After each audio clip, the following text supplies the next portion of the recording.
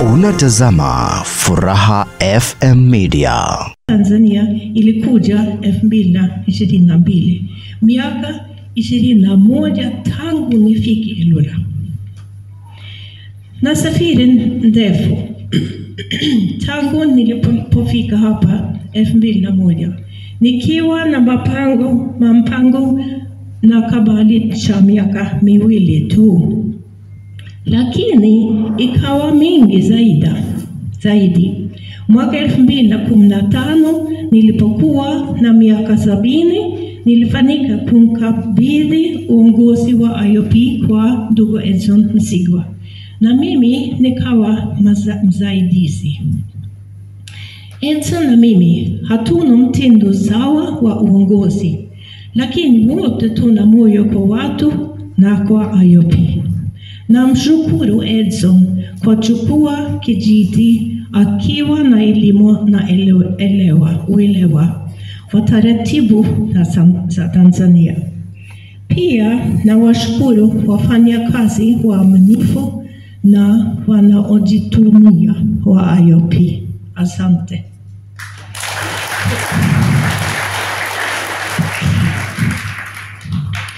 Kuanzia 2001 hadi leo, IOP imepitia changamoto na mafanikio mengi. Nilikuwa mkaidi katika kuhakikisha mafanikio. Mara nyingi nikikataa majibu ya hapana.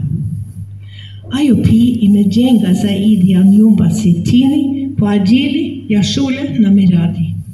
Tumewekeza kwa watoto na vijana karibu 2,700.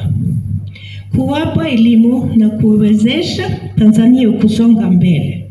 Kuwapa akina mama vijana stadi za maisha ni kuwapa matumaini ya kesho. Kufundisha kilimo na kuwekeza kwenye chakula. Wazee wengi hawa pensheni wala bima ya afya. Lakini ndio walitujengea shule, hospitali, barabara na makanisa. Wanapaswa kuheshimiwa.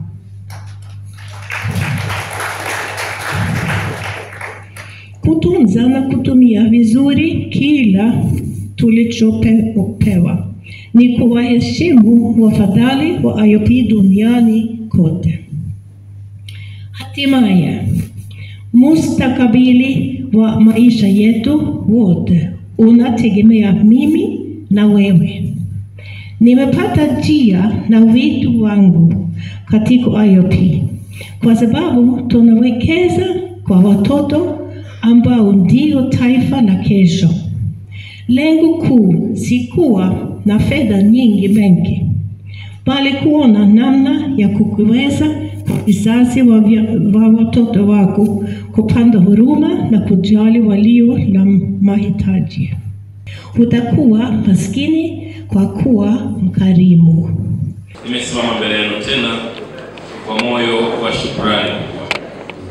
Asanteni sana kwa ukarimu. Asanteni sana kwa michango yenu iliyofanikisha sherehe hii. Asanteni sana kwa zawadi zenu mbalimbali mlizotoa kwa IOP na hususan kwa kituo cha watoto yatima.